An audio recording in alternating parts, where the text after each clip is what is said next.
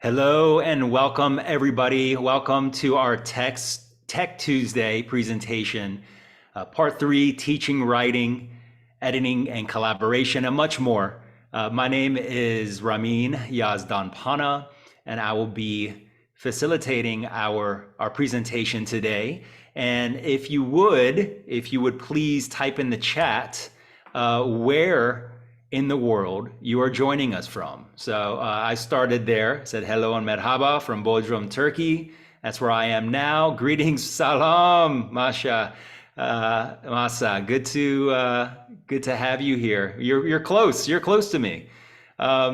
Elsa, nice. Hola, Elsa from Miami. Rob from Duval. Rob, I love it.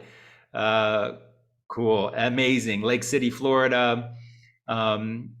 A lot of folks, obviously, from all across Florida, and it's so nice that we get to connect all over the world. So that's a nice thing with these IP Day presentations. They're available to us globally and worldwide. This is a space for us to connect and to all engage in our professional growth and engagement. So I'm glad that you're here. As you know, with these webinars, it's mainly me. It's only me talking, but I will be asking for your participation and input and your expertise throughout this presentation. I know how amazing all of you are and how much expertise, knowledge, experience, insights that you all have to bring. So please engage and share, feel comfortable in this space. We are all here as a community to support each other. And as they say, together we rise. All right, Anita, I see you from the Carolinas. Welcome, everybody. Okay, so let's go. So before we jump into the presentation, just a quick note. A lot of this content here is actually taken from one of our IP Day courses. Is the Introduction to Teaching Adult ESOL course. And this course is a 14-week asynchronous professional development course where we pull a lot of readings and resources from all over the place, but we mainly use Betsy Parrish's Teaching Adult English Language Learners to guide us. So as I mentioned, the activities are asynchronous, meaning that you can do them at any time. They are facilitated and guided and within a timeline, so we move together as a cohort and as a community. Okay, so this is an opportunity for you to engage and be part of a community of professional growth and teaching practice within the field of ESOL. You actually do get a certificate for completing the course. It's a 50-hour adult ESOL certificate, and it is recognized, provided through IP Day, Florida IP Day, and it's also recognized through the Florida Department of Education. If you are interested in registering for this course, we're wrapping up our current spring course. We're going to be offering another one in the fall. And so that is where you register at info@floridaipday.org. Okay, so a little bit of overview here for today's presentation. We'll talk about a bit of rationale for why teaching writing is so important. And of course, there are a lot of reasons, but I think it's important to kind of put the framework there and understand just how important writing is and really talking about and exploring the teaching of writing as adult educators specifically. We'll also talk within that cultural expectations around writing. If you don't know, we all have cultural expectations, and so that are molded and guided by all kinds of things, where we grew up, our families, our experiences as learners, and our experiences as teachers. So we'll talk a bit about that and the importance of why we need to be aware of that and why we need to engage in that awareness with our students. We'll also talk about functional and extensive writing tasks, as well as teaching writing. So it's 10 steps, right? 10 steps to teaching writing. But we'll explore these 10 steps just to provide a framework for the teaching of writing. I know a lot of you all are here, you're educators, you're teachers that actually teach writing. Some of you here are teacher trainers. You provide and facilitate trainings at the local program that you're at or the district. So these are materials and resources that I hope to provide you, and again, frameworks, right, to teaching writing that you can apply as a writing teacher, as well as share with your colleagues. We're also going to talk about cooperation and collaboration. Speaking of that kind of support, we'll talk about cooperation and collaboration in writing, and really what kind of tools that we can use to cooperate and collaborate with our human friends, as well as our artificial, all right, or alternative intelligence friends, okay? So we'll talk a little bit about how we can leverage those tools. And we'll leave a little bit of time at the end for discussion. If you all have any questions, comments, if you want to add any further insight, you're welcome to do so. All right, let me know in the chat if all of that sounds good. Just say, yes, of course, albate, eso, whatever language you want to express yourself in, go ahead and do that in the chat, Roger. Thank you, Rob. Okay, excellent. Got a thumbs up. We got yes, of course. Dilnoza, how are you? Okay, fantastic. Vale. Okay, thank you, everybody. I gotta feel that love out there. I gotta feel that love. It's a two-way thing here. Okay, thank you, Kay. Okay, so if you have any questions, you can do it a couple of ways. I'll be observing the chat. You can put things in the chat. You can also type in the Q&A option. Okay, I'll also be viewing that as we go through. So whatever you feel more comfortable. Of course, the chat, I think everyone's going to be able to see that. We're also going to be engaging and using Google Docs. So if you're on a computer or on a phone, if you have access to engage in that kind of way, I encourage you to do so. Okay, so today's presentation is being recorded and it will be archived and available on the IPDAY website within 48 hours. I'm just going to show you that IPDAY website. You do, if you're not already a member of IPDAY, it is a free membership, free registration to access all of the resources on the IPDAY site. When you click here, the video will be uploaded. The recorded video of this presentation will be uploaded here, and you can access previous presentations, webinars, Tech Tuesdays here on this site as well. So I encourage you to sign up on IPDAY. Okay. All right, so a bit of rationale. So one is, just more than a kind of a rationale, more of like an approach, right? So taking an integrated language skills and competencies approach. And when I say language skills, I mean, writing, of course, speaking, reading, okay, listening. So these are different language skills that we can develop as we are developing writing. And when I say competencies, I mean these different competencies that make up communicative competence. So we have, for example, linguistic competence, and that's focusing on grammatical forms, spelling, vocabulary, punctuation, pronunciation. We have social linguistic competence, and that's focusing on verbal and nonverbal use, right? And that goes for writing as well. What's appropriate in different social contexts. We have discourse competence, and that's focusing on the use of spoken and written language in communication and discourse. And we have strategic competence, right? And that focuses on strategies to make ourselves understood. And so that's even more important, I would say, in writing, where you don't have the, you can't hear, right? You can't hear the tone, you can't hear the emphasis. So we really have to be strategically competent and competent in our strategies when it comes to writing, right? To make sure that we are communicating clearly. We also need specific instructional strategies. So we'll talk about some of those here in this presentation.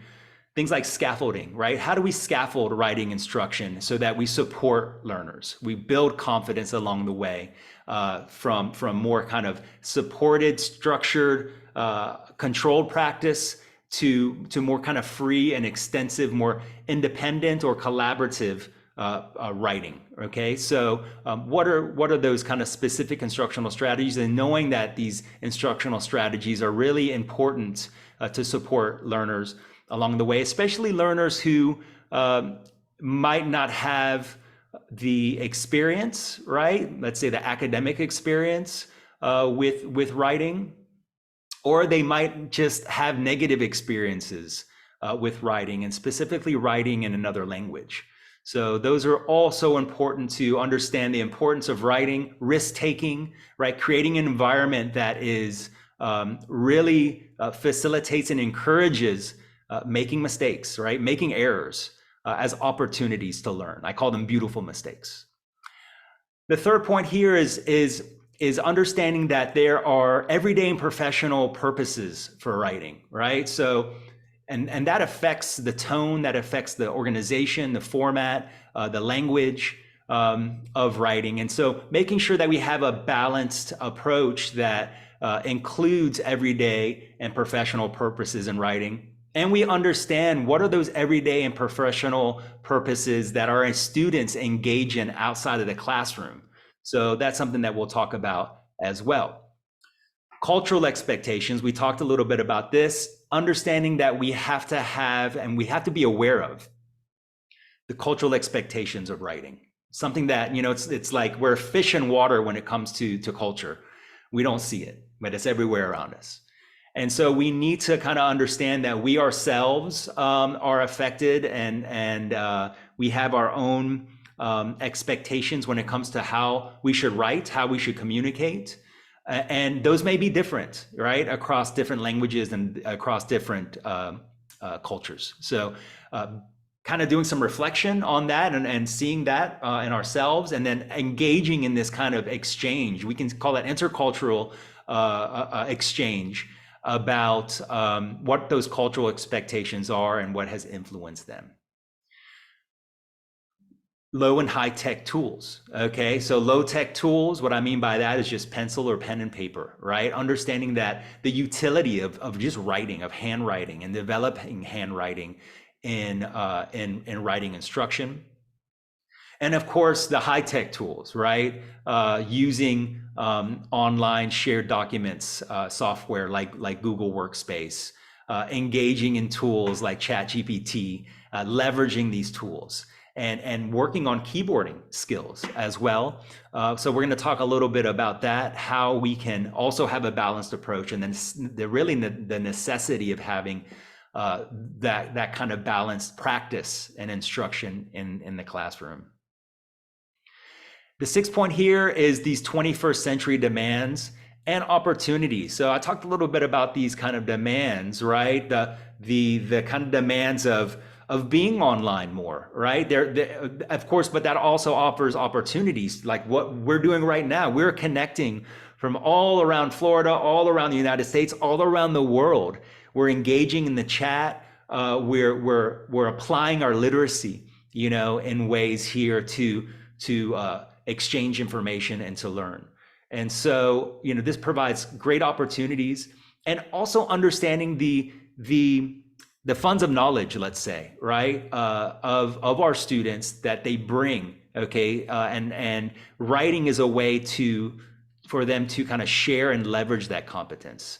So one is their kind of, as adults, you know, their experiences, their knowledge of life, of culture, of languages, right, and enabling to kind of express that, right, so that they can share that with the world. They can share that through writing with each other in the classroom and outside of the classroom, and leverage, you know, those competencies, those funds of knowledge. And the last point I want to say here is learners need to write more. The research shows that you know, learners don't write enough, especially learners of English at the beginning levels, right? This research here that I cite, there's the citation there at the bottom, Teaching Academic Writing to Adults Learning English, shows that the majority of teachers only engage in writing, extensive writing practice, right? So that's writing for an extended period of time and more lengthy kind of writings for only about 30 minutes, okay, each week. So that's not a lot. And so we need to think about and ask ourselves, are we allotting enough time in class, as well as enabling and supporting our students to engage in more extensive writing, both in class and outside of class? Okay, so some things to think about and keep in mind as we are exploring ways to support our learners. Okay, so feel free again, any comments that you have on any of that or any questions, feel free to share in the chat or in the Q&A. And thanks, Rob. I'm glad you very Bob Ross, beautiful mistakes. Absolutely. Shout out to Bob Ross. Happy trees. Okay, so a couple of questions here. We talked about cultural expectations, and the questions are, how does culture play out in writing? And how are our expectations of communication shaped by cultural preferences? So I wanted to share this video. It's called Writing Across Borders. You'll have the link here to in the presentation. You can also just look up Writing Across Borders. It's a two-part series. We're just going to listen to a little clip here, okay? And to kind of get us in this understanding from interviews with students themselves, with international students, older, young adults and adults, and discussing how does culture play out in writing, and then we're going to kind of engage in a little discussion ourselves about that. Okay, here we go.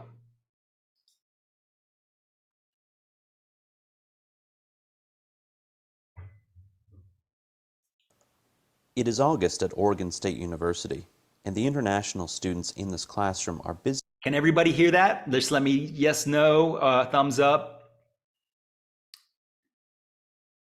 Yes, thank you, Lynn. Preparing for fall term. Today, they are learning how to write papers that will meet American expectations. For them, completing an essay not only means operating in a language other than their native tongue, it also means operating in a cultural and educational system what they're used to. Jean Kaunda is familiar with the wide range of challenges that face international students as they write for American classrooms. Now finishing her PhD studies in public health, she notes that some of her experiences were frustrating. One of my first essays in one of my nutritional class was to write this critical essay about a school lunch program in one of the middle school here in Corvallis. For me, it was hard because we were supposed to write to criticize the way they serve the foods to the children, the way whether it's nutritionally balanced, whether they follow the federal regulations, So for me, it was so hard to criticize, to write everything. Okay, they don't follow this, they are not supposed to do this, they don't do this. Because if I go back to my country, where I come from, Malawi, before 1994, it was so hard for us to criticize anything related to government. It was so hard because if we do that, most of the times people were arrested or something done to them by the government. So I didn't write it, critically the way my professor wanted it to be. So I got a bad grade on that one because I think it wasn't deep enough critically. Despite the challenges that students like Jean face, international students continue to come to the United States. Okay, so we'll pause it there.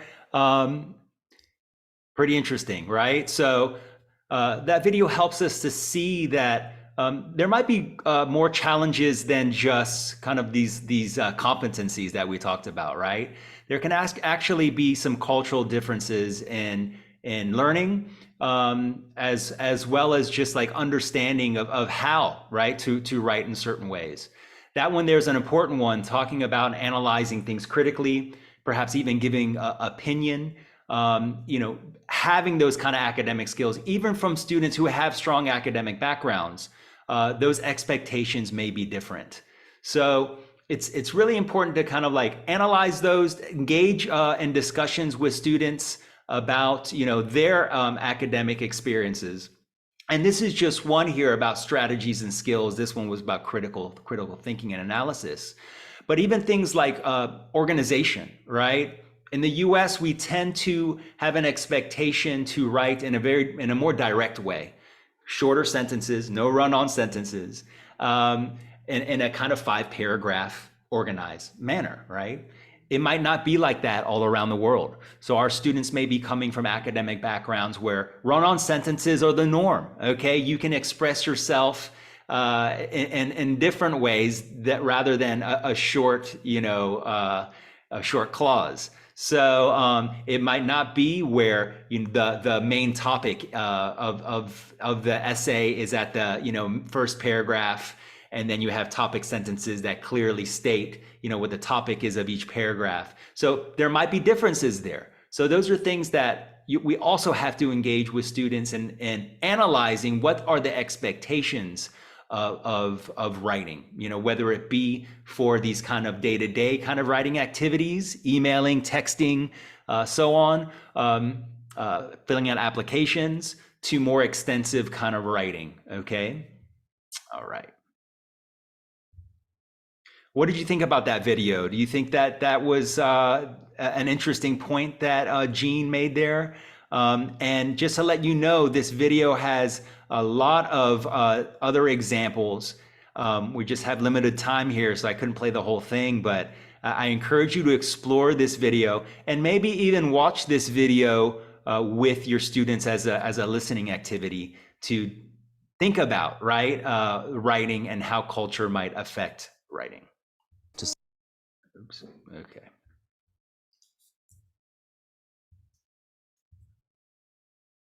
All right, so actually that takes us to our next, our first kind of Google Doc interaction. So I'm gonna put this link here in the chat. If you're able to, please click that link, and it's gonna take us to this page here.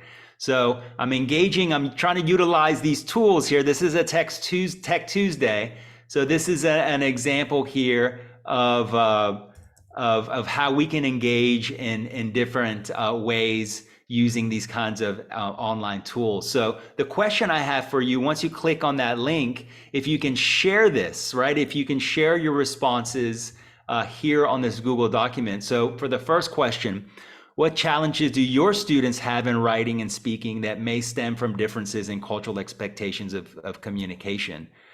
So we just heard from Jean, and she was talking about, writing critically, right? And so what could be another example there? So if you could access this document on your end and answer that question. A nice thing about having a shared document here is that we can access it after, okay, this presentation. So if you can click on that. Oh, here's the link. The link, I put it in the chat. I'm gonna put it here in the chat again. Oops, here we go. Sorry, I wasn't sending it to you. I was sending it to the host. So there you go. Okay, so there's a link. Thank you, Lynn. So yeah, there you go. There you all are. So if you could write here, what challenges do your students have in writing and speaking that may stem from differences in cultural expectations of communication? Okay, so yeah, you can just kind of start a new line if you want to, and this is anonymous here. Okay, so we have David. Yes, that's fine if you want to contribute in the chat too. So one challenge the students face is variation of vocabulary, meaning in different languages. Yeah, absolutely. We have here anonymous hippo. Some of the students have trouble with English. Absolutely. So that's more like kind of linguistic kind of competence. Yeah, there may be kind of, let's see here. I know it's a little bit. There you go. Thank you, anonymous dolphin. Yeah, maybe told that grammatical rules don't matter, right? In the beginning, and that's definitely not the case. So yeah, maybe instruction in the past maybe was not where we want them to kind of be in the present, right? someone else may be expected to speak or write for them. Yeah, absolutely. Okay, I'm just gonna help out Anonymous Dolphin here. There you go. All right, so, okay, while you all we'll come back to this, so please continue to contribute here, your examples, and we'll come back to this document.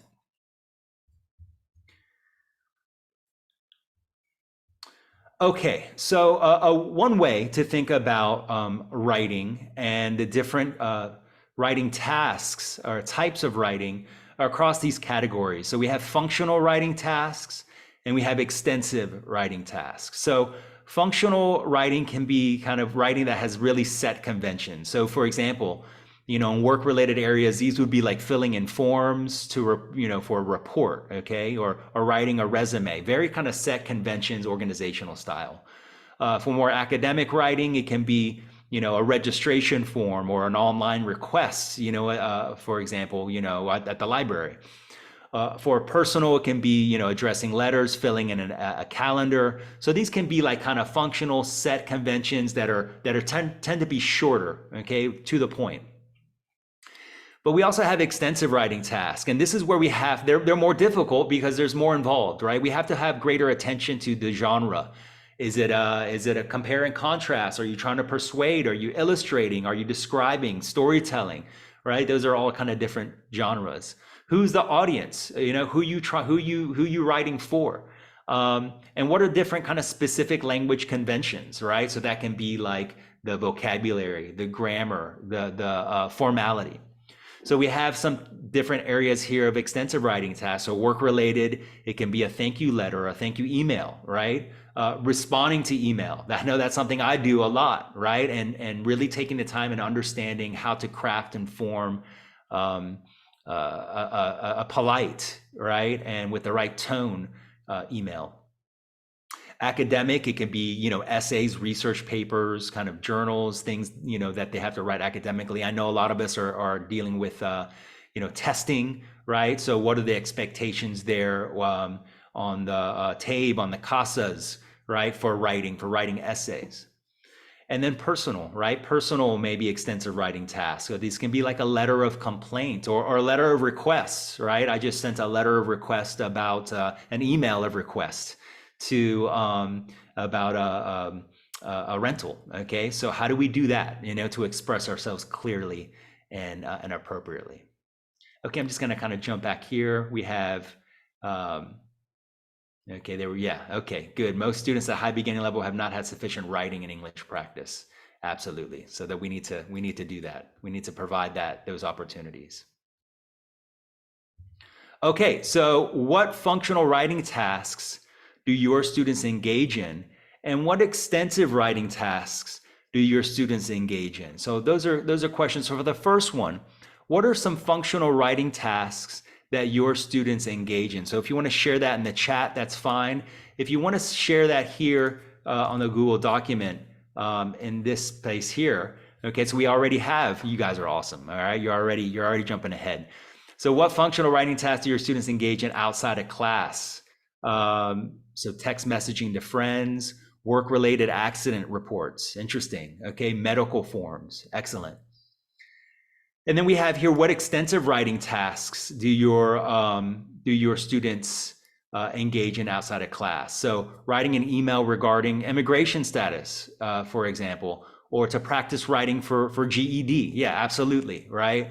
To practice writing for you know, any kind of test, okay, is going to be an extensive writing task that our students need practice with. And in this case, you know, it's for an academic kind of purpose. But we can also think about an extensive writing task, you know, especially for low level and even intermediate writers. Writing an email can be an extensive writing task, right? I mean, I feel like for me, writing some emails are extensive writing because you really have to craft them correctly, right? You have to take your time to do a draft, you know, look over it, get some, you know, self-feedback, if not feedback from somebody else, and make sure that it's has the right tone and has the right messaging. Yeah, we have greeting cards as well. I'm just looking over here at the chat. Catherine says, punctuation and mechanics are also issues. Absolutely. And we're going to talk a little bit about that. And Rob says, I'm jealous of whoever got anonymous and dinosaur. Absolutely. Okay. So we'll try to get you that one next time, Rob. Okay, let's keep moving here.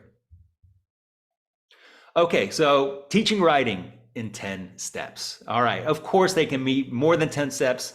Sometimes there can be less than 10 steps, but I think these 10 steps are important. And so we're gonna talk about them. So we have these 10 steps, and the first is provide objectives and rationale. The second is activate or build schema or background knowledge.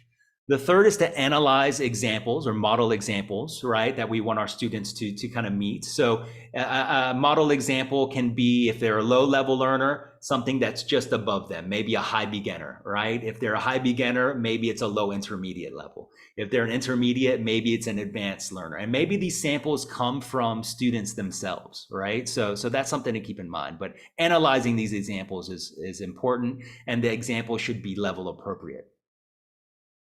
And then we have this scaffolding approach of engaging in highly controlled practice to moderately controlled practice to then more extensive practice. And extensive practice can be individual, it can be cooperative, or it can be collaborative. And we're going to talk a little bit about that. And then having time for focused feedback. So focused feedback can come from us as teachers, they can come from peers, and they can also ideally come from the writers themselves. So engaging in self-feedback. And this is so important for these editing skills, and self-editing skills are obviously so important. And then providing opportunities for follow-up practice. So applying that feedback, right? Perhaps even using that same prompt, that same activity, so students can apply the feedback that they learned and apply practicing that feedback. Finally, number 9, publish to share work. So if students can share their work, whether that be sharing it just within the class, sharing it online, for example, so they can be shared with family members, community members, but providing opportunities for students to publish and to share work, maybe not for everything, but for certain writing, especially for kind of process writing, extensive writing, can provide some extra motivation. And then finally, reflect, right? So after an activity has been completed, reflecting on it. What was done well, okay? What was a challenge? And what are some areas that, that students could use some more support with? So we're gonna talk about each of these 10 steps in a bit more detail. Okay, so here are some examples for each step. So the first one here is provide objectives and rationale. So here's one, objective that we can have for ourselves and perhaps even share with our students, and understanding these kind of ELPS anchor standards or English language proficiency standards. And this is standard number 7. So an English language learner can adapt language choices to purpose, task, and audience when speaking and writing. Okay, very important standard there, understanding how to adapt language choices. That's the grammar, that's the vocabulary, that's the tone, the style to different kind of audiences and different purposes.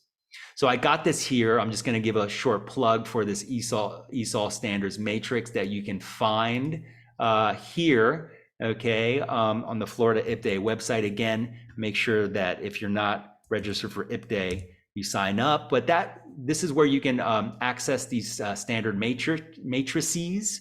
And so this is, for example, these standard matrices. You can look at them. They have the standards here, and they're aligned with the different ELPS levels of students. So that could be a helpful resource in planning.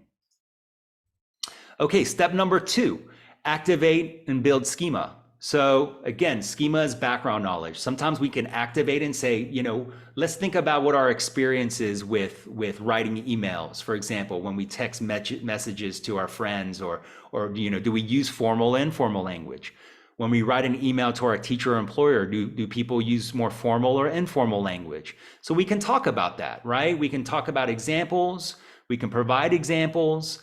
We're basically setting, priming the brain to draw on our experiences, as well as then analyze examples. So that's the next step there, is to analyze examples. And so examples can come from us, right? They can come from the textbooks that we use. They can also come from students, as I mentioned before. And sometimes those are the best examples.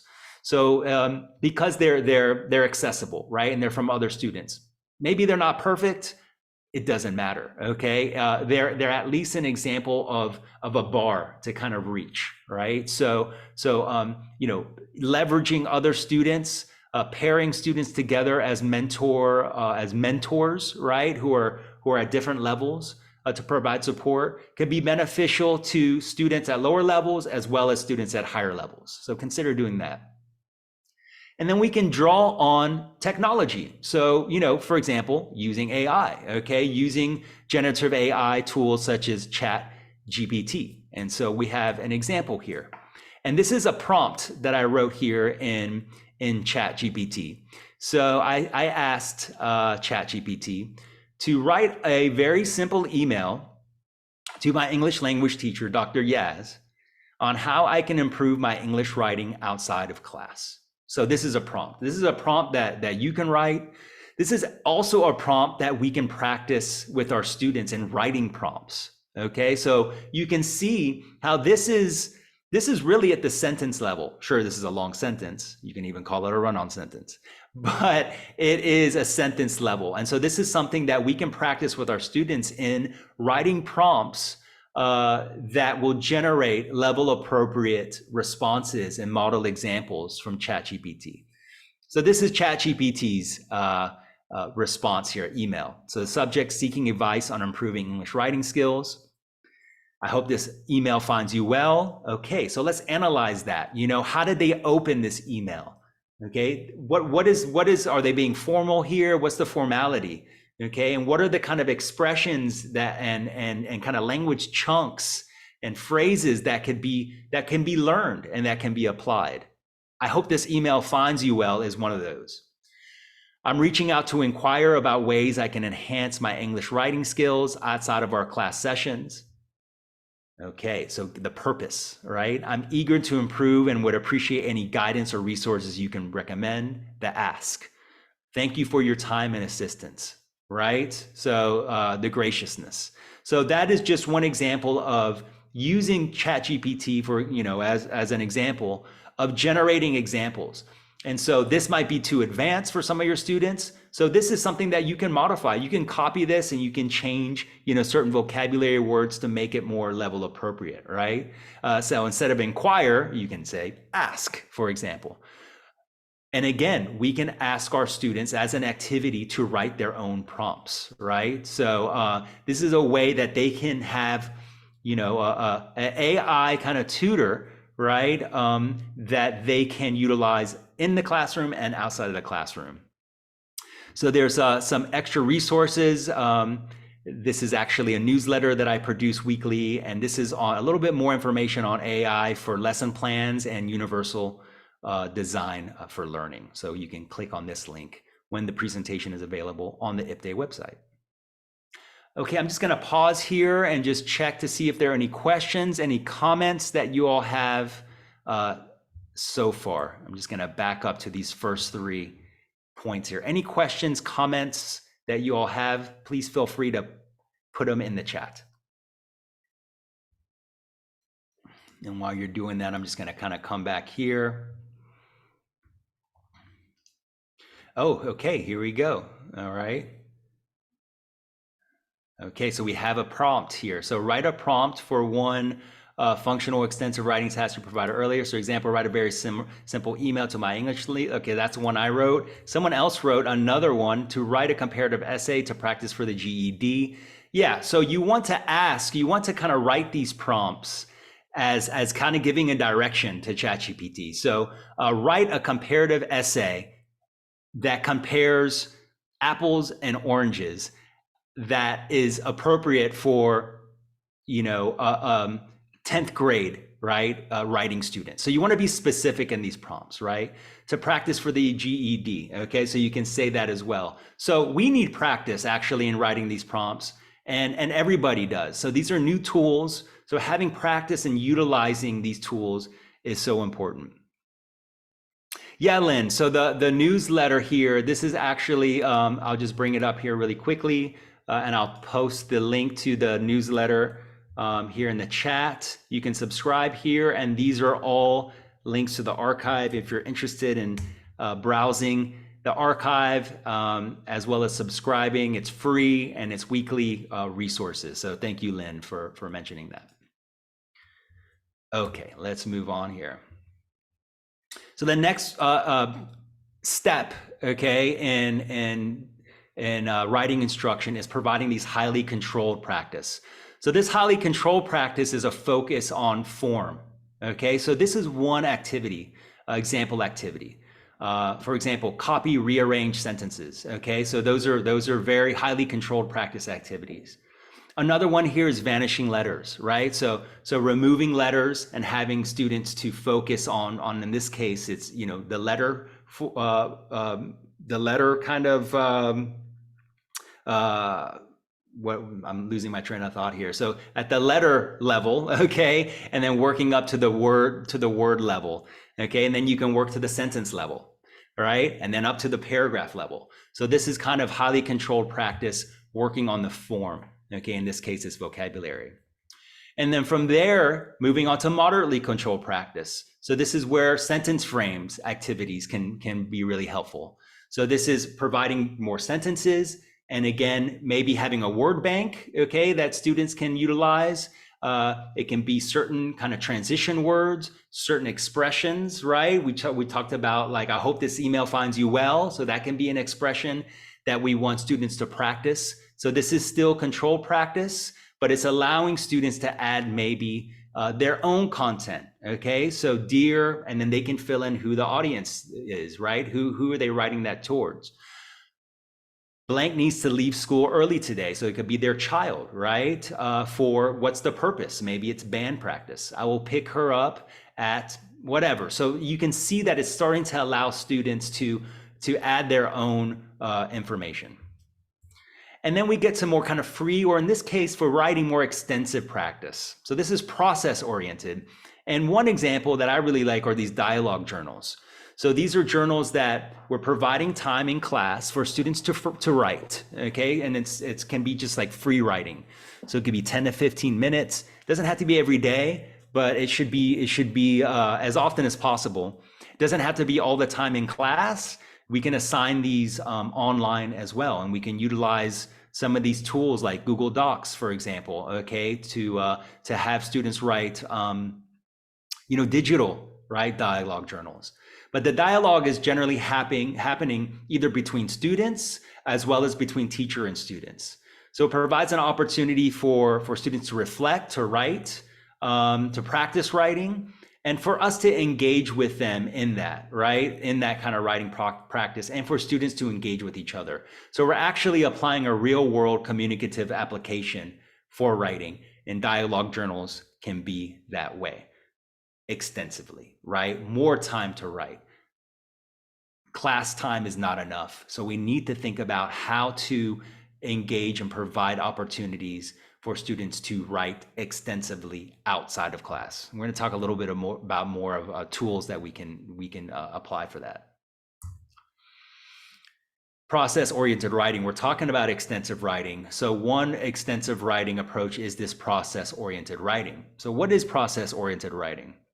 So this is where, oftentimes when we think about things like writing an essay, writing a story, something that's going to involve identifying here. Let's talk about the steps, identifying the purpose for writing, right? What is the purpose? Is it an essay? Is it a story? Is it for the GED? Okay, so what's the purpose here? Is it a letter, an email?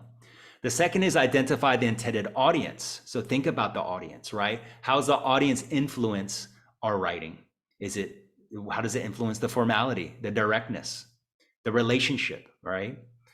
Prepare for writing. So these can be brainstorming, obviously. This can be starting then to think about key ideas that we want to include in the writing. This can be done like both alone and with cooperatively with partners. And then shifting over to organizing those ideas into graphic organizers, outlines, I'm going to provide a link here in the next slide for graphic organizers that I think that you can, that are be helpful, okay, in this stage of process-oriented writing. And then focusing on the linguistic competence here, right? What is the language and the language functions and forms, right? The grammar, the vocabulary, the punctuation, all right? That's needed for this specific purpose. And then writing multiple drafts and engaging in that process. So much of success and of learning anything is engaging in the process and knowing that you don't get it right the first time, knowing that you don't get it right in the second time, knowing that even on the third, fourth, fifth time, there's still going to be errors and mistakes. It's not seeking perfection, because that doesn't exist. It's engaging in the process. It's engaging in the process of actually doing something and engaging in analysis and feedback. That can be self-analysis and self-feedback. And ideally, you're receiving feedback from mentors, whether that be a teacher or whether that be a peer, okay? And you're getting opportunities to reinforce and practice. That can be through writing multiple drafts and revision, and then eventually sharing your work. Okay, so this is the just some different graphic organizers here. I'm going to share this in the chat here. Okay, so let me see here. Anyone with the link can access this. Good. So I'm going to just put it here as well, so you can access it now. But this is a great graphic organizer that was put together by my dear friend Jamie Adelson Goldstein with Emily Goldstein. And this is a great graphic organizer resource that you can see these different templates, okay, that you can utilize. So thank you, Jamie, if you're listening out there for this and just everything that you do. Okay, so I'm going to move forward here because we're running out of time. And then we have step 7 here, focused feedback. So first, we always want to provide qualitative feedback, okay? So that can be using, for example, a rubric like this. So we think about the categories, okay, of expectations that we have that we want to focus on. And we want to be clear about those expectations with students to help them focus on certain categories. So this is just an example. So we have these categories of developing good examples, grammar, vocabulary, and organization. And we have here some qualitative feedback. So things to continue doing, right? So we want to reinforce, all right, good approaches to writing. And we want to focus on areas to improve.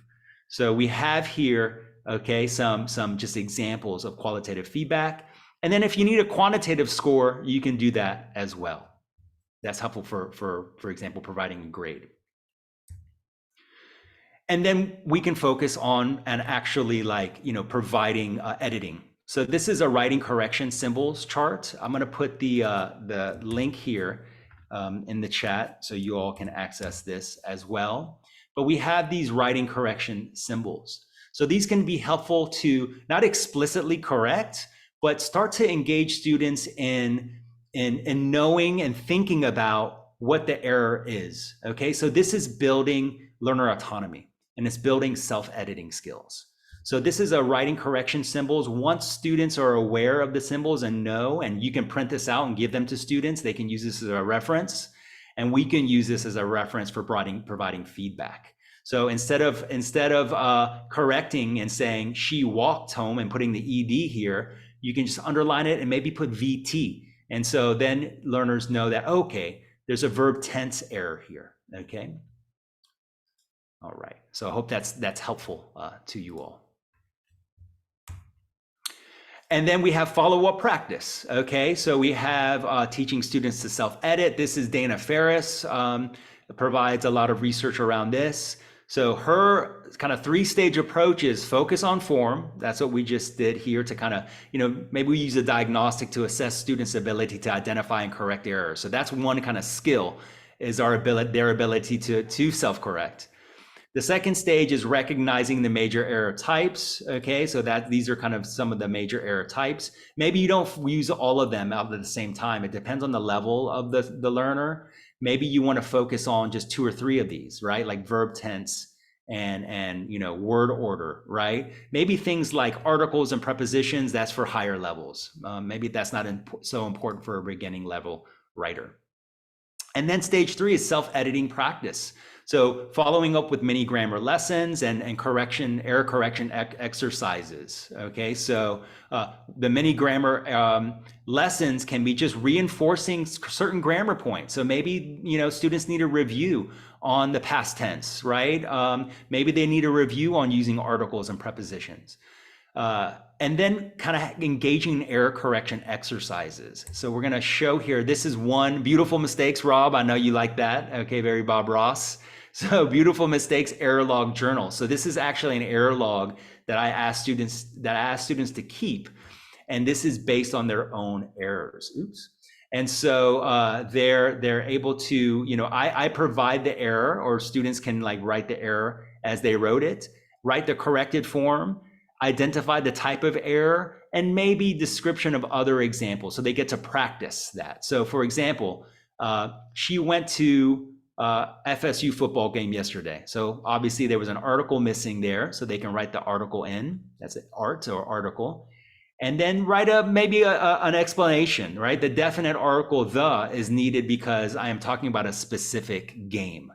So that's something that, again, you know, we're engaging students in developing their editing, their self-editing skills.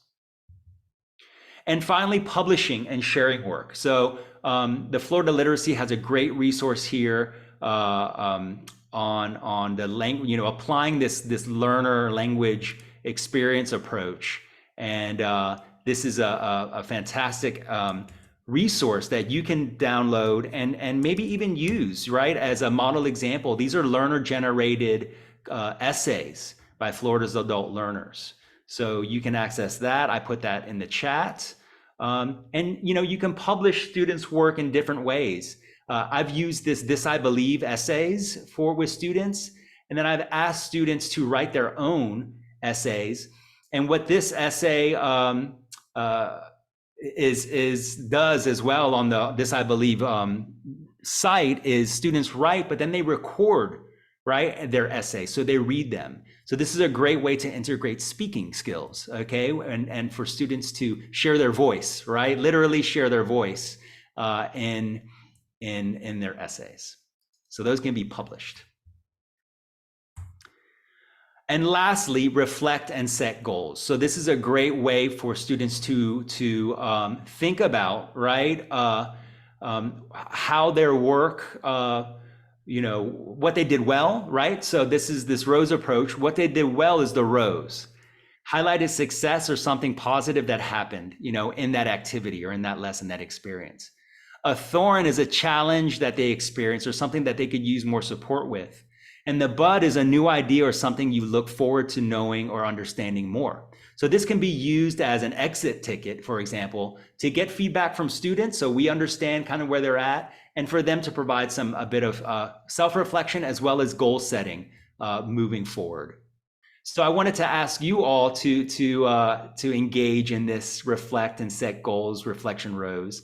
So if you could write something that you liked about this presentation or your engagement, a thorn, an area of teaching writing that you could use more information or support with, and then a bud, something new you learned in this presentation. Okay, so if you could provide that feedback and reflection for me, I would appreciate it. All right. So we're not going to have time to watch this in full, but I do want to make you aware that this video talks about cooperation and collaboration, what the differences are in that. And really, the terms collaboration and cooperation are often used interchangeably, but there are some differences, okay? And we'll see these differences. So cooperation are all participants do their assigned parts separately and bring their results to the table. So that's more kind of cooperating, right? Collaborating is like direct interaction among individuals to produce a product and involves negotiation, discussion, and accommodating others' perspectives. A great article here. There's a link here to this article on that that you can read a bit more about cooperation and collaboration in the classroom.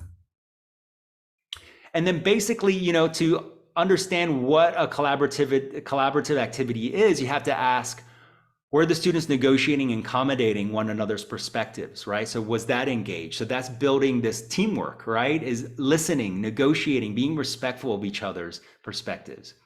Was everybody contributing, right? So ensuring that everyone in a group is contributing equally.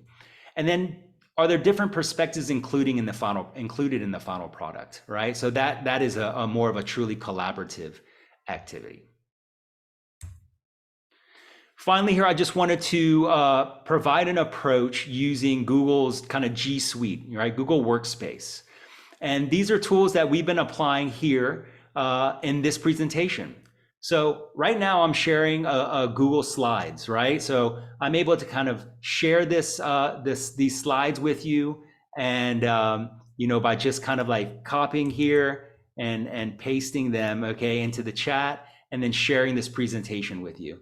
And the way that I can do that here, let me just kind of, let me kind of click out here and say share, right? So let's say I wanted to share this with you all.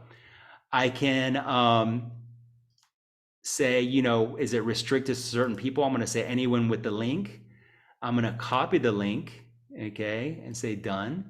And now I'm going to post that link, okay, into the chat. So now you can access this presentation. Okay, so that's just an example of creating a document and sharing it on Google Docs. But we can do this through creating different folders, okay, that house, right, documents. So I did that here with this, with the documents that we've discussed here in this presentation. And it's very easy. I can copy and paste. I'm going to put this in the link. This link that has the correction writing symbols, our discussion, as well as the graphic organizer. Okay, so you can see the power of these tools, especially for like asynchronous interaction, providing materials, resources to students outside of class. So you can use Google Forms, okay, for needs analyses and feedback. You can use Google Sheets, okay, to create sign-up lists of roles and responsibilities. That's basically like a spreadsheet, right, for Google. You can use Google Docs for feedback. So, something that's kind of cool here, you can, if you highlight, okay, something, you can provide a comment, right? So this is something where we can add a comment directly, okay, in here. Students can provide comments and feedback, and then you can provide this kind of feedback on maybe certain word forms, okay, or provide qualitative feedback on what students did well. So it's just a nice way to kind of create portfolios, learning portfolios for our students, so they can analyze them later. You're welcome, Mirna. Okay, so we only have a couple of minutes left, so go ahead and put any kind of comments, last comments in the chat. While you're doing that, I just wanted to invite you to connect with me. You can connect with me through email. You can connect with me through LinkedIn. That's that QR code. You can connect with me through my website, Full Circle Language. Again, I encourage you to sign up for the newsletter as well. Give IPDAY your feedback. So my colleague here is going to provide a feedback survey. Please provide your feedback there. And while you're providing that feedback, I just want to let you be aware of the next webinar. It's actually tomorrow, and it's on tape 13 and 14 and tape class E forms CD updates. So if you're interested in registering for that, okay, you can log in and then you can register, okay, I believe through here, right? So if you clicked on the calendar, you can register under more details with register here. Okay, everybody, thank you so much for your supportive comments there in the chat. Thank you so much, Mirna, Masa, Salam. Thank you, Trey, as well. I'm glad that you found it informative. Thank you, Elsa. Thank you, Phil. Thank you, Kay. Thank you, everybody. Even though I can't hear your voices, I feel connected to you all. And that's why it's so important to engage in these professional development opportunities, to know we're not alone, to know that we are educators worldwide engaged in trying to make the world a better place. Okay, so thank you all for all of your work that you do to do just that. All the best.